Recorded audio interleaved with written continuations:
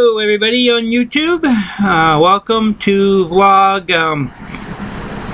I think it's vlog 136. Anyways, I know it's been a little while since I've done a vlog, and I wanted to do one today about the collective consciousness. And talk a bit about that. To understand what it really means. Excuse me, just ate. Okay. Collective consciousness. What that is the human consciousness. That means everybody who is currently in a human body right now has that we're all connected to one consciousness. We're individuals, but we're connected to one consciousness. Now, as proof of that, there's a Bible verse.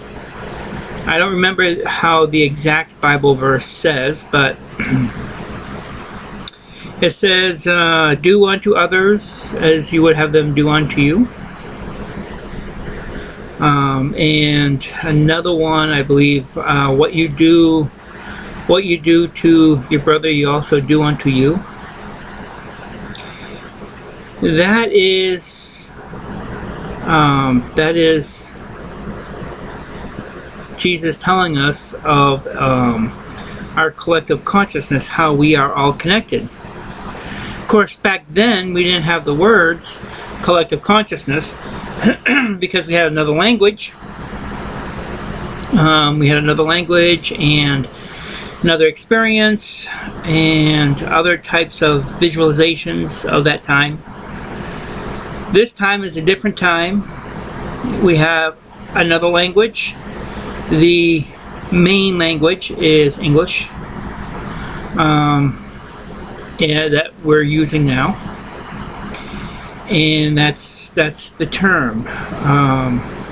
If Jesus was here now, he'll probably be talking in terms of the collective consciousness. And and a couple things of that. One thing, you notice that whenever you pray to God and for help in some area, and someone or something shows up to help you in that area. And then what do you say? Thank God. Because we are the eyes, the ears, the mouth, the hands, the arms and legs of God.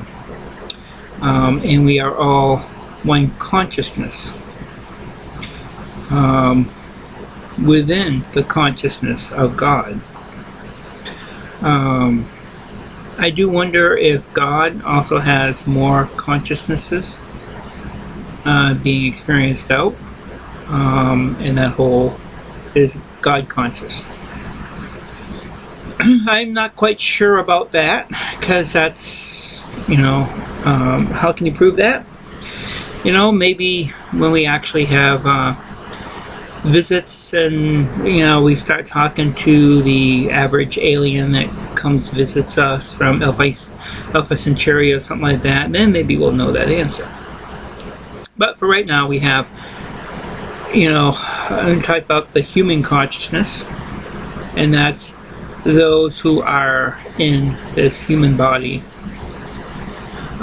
which is a partnership between earth and spirit. We came in as spirit, and we made a deal. We had a marriage of matter, spirit and matter, with the earth. So that's how we were able to get these earth bodies to be here and experience and talk to each other and touch each other and all that stuff. Now, taking that concept of the human consciousness another step, I'm going to bring up 9/11. That's very emotional throughout. And we all had our different ways of processing that. Now, some, there's a lot of people that died, not just in the buildings, on the planes, when the buildings collapsed.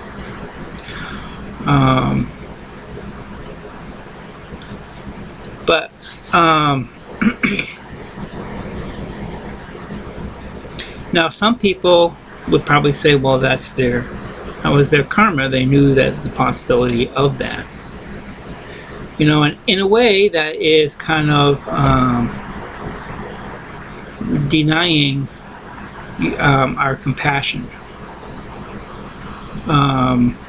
Because just that word kind of like breaks with compassion. It shocked so much. And that's what some people deal with, that denial, trying to incorporate it. And hopefully by now they have incorporated it more healthy. Another way, and I think this is probably the majority of people, they wanted the president in this country to go after those who did this, and that is polarity thinking. And that, and in doing that polarity thinking, it perpetuated that cycle, which we're still in now. This is 2014. We're still in that cycle now. And then there's that other person who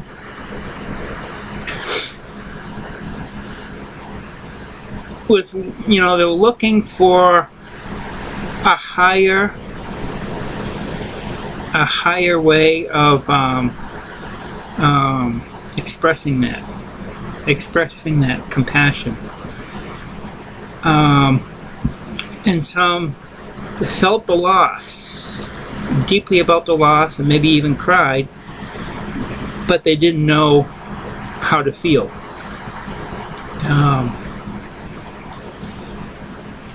And they were searching for that higher aspect of compassion. Now, I talked about that compassion.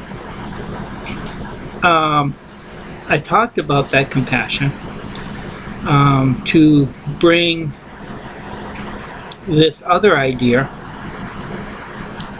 There's like something going on here. I think it's raining. I'm distracted. Let me try and get back to my thought. Can I pause this? I can't pause it. Okay, well, we'll just continue. It's never seen a program where you can't pause it. So, those are the ways of compassion and love,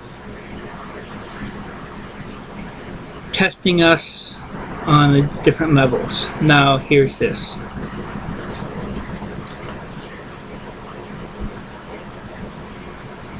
We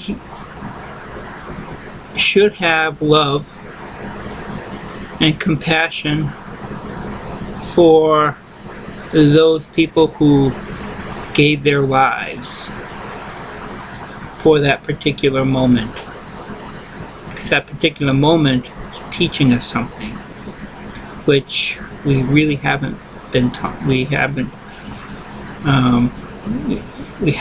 been taught yet. But if you do some meditation on it, you'll come to that. So that compassion for those. There is also compassion for those people that flew the planes into the buildings.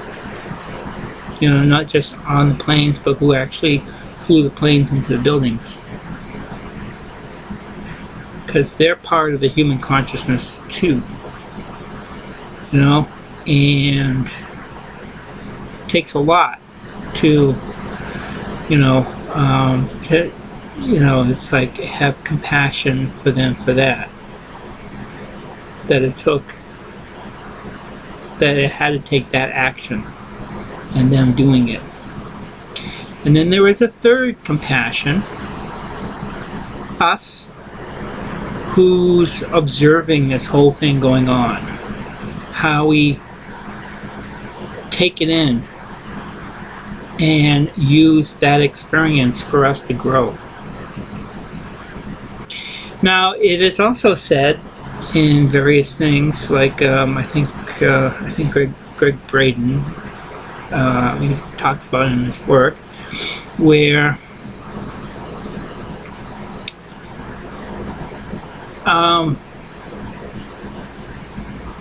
our bodies are changing because the Earth body's changing, and so us having these Earth bodies, we're also changing. And one of the things that help accentuates that change, or makes that change happen, is strong emotion. And that was like very strong emotion that happened at that time, and that changed us, changed everyone, changed everything. And people who were around and conscious of this action,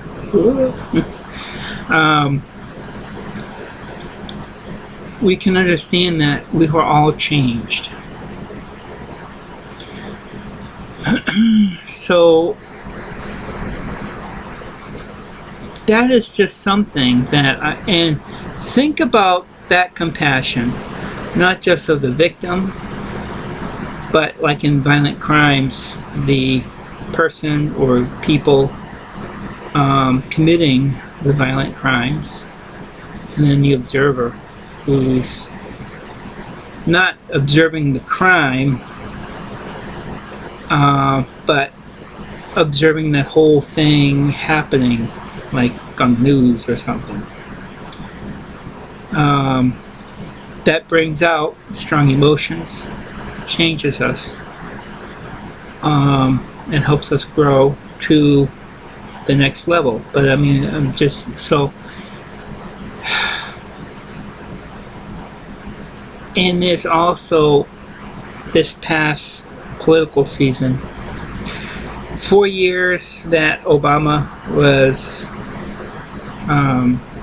well, it hasn't quite been 4 years, though it seems like that, but the years that he's been, plus a year or two before that when George Bush was there, because the Democrats, they were attacking George Bush major time. And now the Democrats are in office, and they actually not just attacked by the Republicans, but also other people, and even, themselves. Not at first, but, and that whole thing brings out strong emotions because that affects us. Like Obamacare, Affordable Care Act. I can't afford that Affordable Care Act. I don't make enough money. I mean, I could probably get the thing from the website, but when I actually talk to an insurance company, that payment, even though it's small, I mean, small, like $50 in New Hampshire, I can't afford that $50 a week.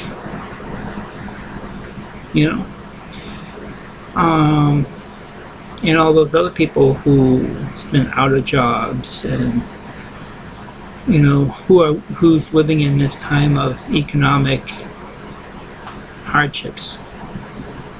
They say the economy is getting better, but we don't feel it yet. The little people don't feel it yet. So, anyways, just when you go throughout the day, thinking about collective consciousness, think about everybody you see. You have a link to, you have the same consciousness. But when you're here, like I have a particular consciousness where I'm here right now. I've lived my life up to this certain point, making this YouTube video. That's part of me in this collective consciousness. You listening, that's you as part of this collective consciousness. Those people around you doing whatever it is they do in their particular expressions of this time are also part of the collective consciousness that we're in. Now, we're all part of the same collective process. Not to say that we're the same, because what would be the purpose of that? If everybody doing the same thing, there's no growth that way, no exploration. And the first intelligence, God, or whoever you want to call it, the first intelligence, when they split, when that first consciousness split itself, creating all these little consciousness a part of it, and we being also all linked to each other, plus the first consciousness, on our little journeys going through the space, landing up in bodies like these eventually, and just living out the lives here on the earth.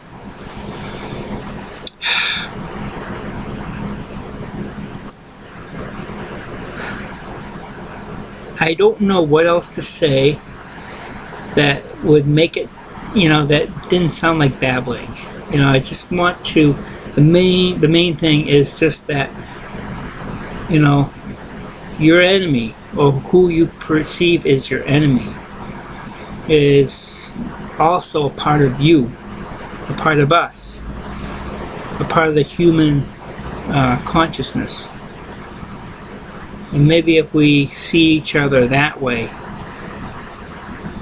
things can change. We can grow together more consciously. Instead of just having stuff happen to us and grow that way. So just think about that, because it's just not, you're an individual in unity. Okay, we're all connected in unity, but we're an individual in unity. Just like the leaves on a tree.